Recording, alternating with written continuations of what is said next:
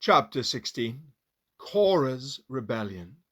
One day, Korah, son of Ishah, a descendant of Kohath, son of Levi, conspired with Dathan and Abiram, the sons of Eliab, and On, son of Peleth, from the tribe of Reuben.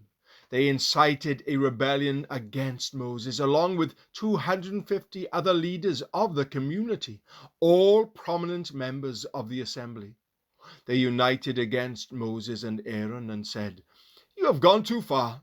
The whole community of Israel has been set apart by the Lord, and he is with all of us.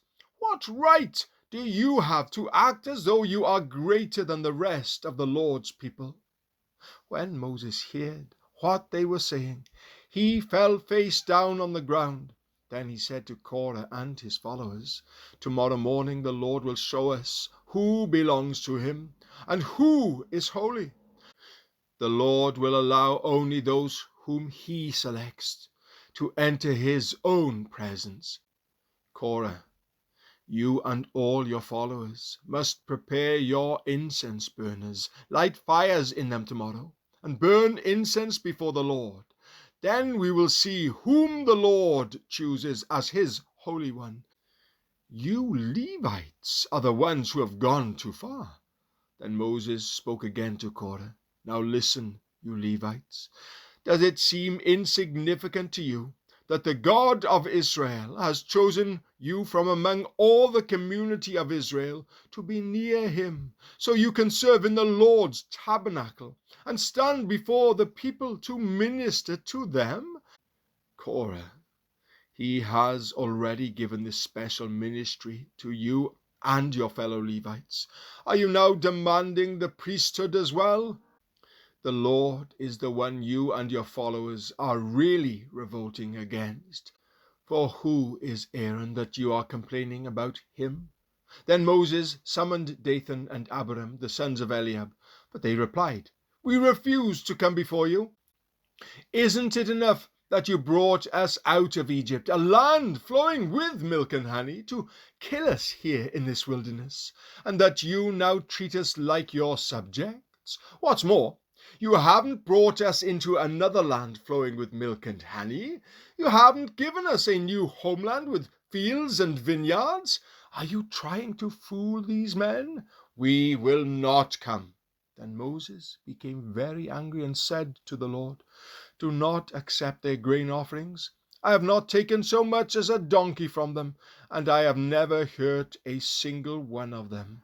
And Moses said to Korah, "You and all your followers must come here tomorrow and present yourselves before the Lord.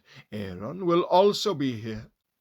You and each of your 250 followers must prepare an incense burner and put incense on it, so you can all present them before the Lord. Aaron will also bring his incense burner." So each of these men prepared an incense burner, lit the fire, and placed incense on it. Then they all stood at the entrance of the tabernacle with Moses and Aaron. Meanwhile, Korah had stirred up the entire community against Moses and Aaron, and they all gathered at the tabernacle entrance. Then the glorious presence of the Lord appeared to the whole community, and the Lord said to Moses and Aaron, "Get away from all these people so that I may instantly destroy them." But Moses and Aaron fell face down on the ground. "O God," they pleaded, "you are the God who gives breath to all creatures. Must you be angry with all the people when only one man sins?" And the Lord said to Moses, "Then tell all the people to get away from the tents of Korah, Dathan, and Abiram." So Moses got up and rushed over to the tents of Dathan and Abiram, followed by the elders of Israel. "Quick," he told the people, "get away from the tents of these wicked men, and don't touch anything that belongs to them. If you do, you will be destroyed for their sins." So all the people stood back from the tents of Korah, Dathan, and Abiram. Then Dathan and Abiram came out and stood at the entrances of their tents, together with their wives and children and little ones. And Moses said, "This is how you will know that the Lord has sent me to do all these things that I have done, for I have not done them on my own. If these men die a natural death, or if nothing unusual happens, then the Lord has not sent me. But if the Lord does something entirely new, and the ground opens its mouth and swallows them and all their belongings, and they go down alive into the grave, then you will know that these men have shown contempt for the Lord. He had hardly finished speaking the words when the ground suddenly split open beneath them.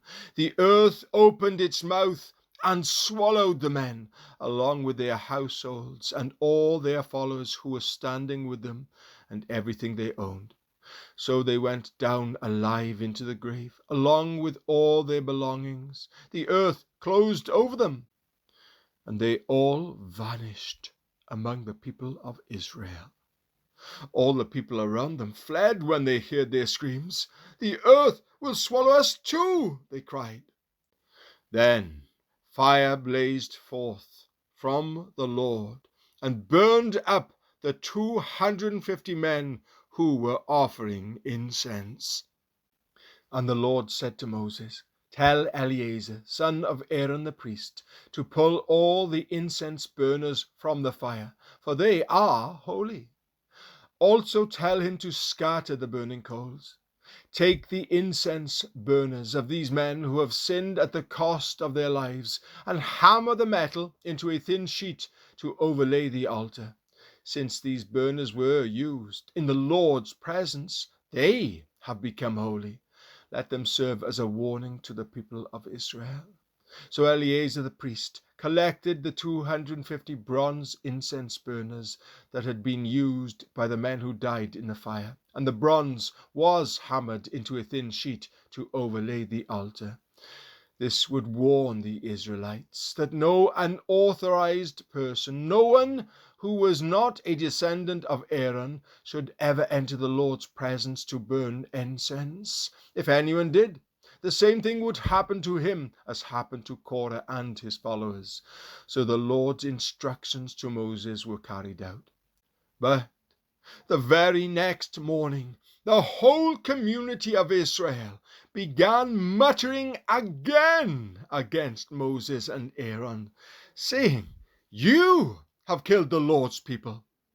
As the community gathered to protest against Moses and Aaron, they turned toward the tabernacle and saw that the cloud had covered it, and the glorious presence of the Lord appeared. Moses and Aaron came and stood in front of the tabernacle, and the Lord said to Moses, "Get away from all these people, so that I can instantly destroy them." But Moses and Aaron fell face down on the ground, and Moses said to Aaron, "Quick, take an incense burner and place burning coals on it from the altar. Lay incense on it and carry it out among the people to purify them and make them right with the Lord. The Lord's anger is blazing against them. The plague has already begun." Aaron did as Moses told him and ran out among the people. The plague had already begun to strike down the people, but Aaron burned the incense and purified the people. He stood between the dead and the living, and the plague stopped.